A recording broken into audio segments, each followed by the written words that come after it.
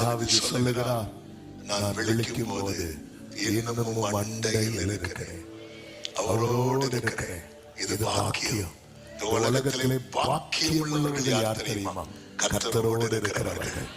கர்த்தரோடு இருக்கிறவர்கள். இன்னைக்கு அதனுடைய வேல்யூ தெரியாது, நாளைக்கு மீதி எல்லாம் ஒண்ணுமே இல்லை. இதுதான் மேன்மை என்று உலகம் அறியும்.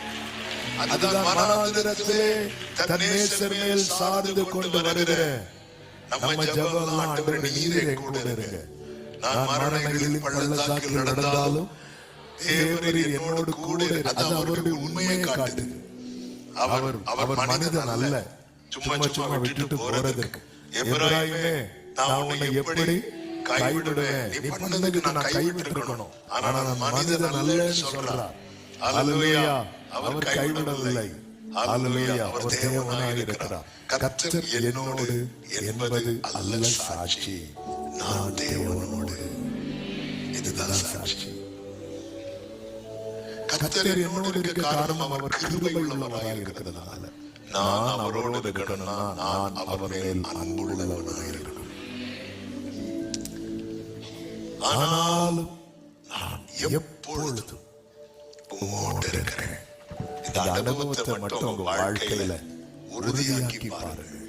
இயேசு தெளிவா சொல்லிட்டே போயிட்டார், என்னை இல்லாமல் உங்களால் ஒன்று. எல்லாரும் சொல்லுங்க, ஒன்று.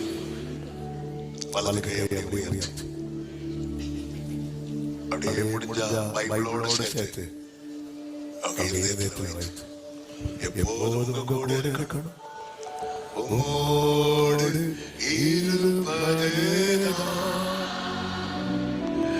உள்ளத்தின்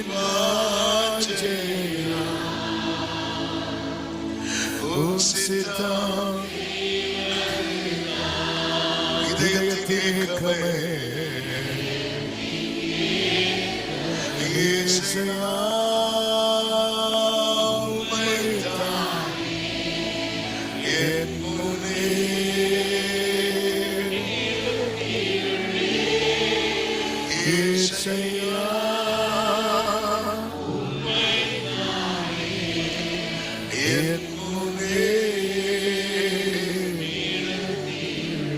Hallelujah.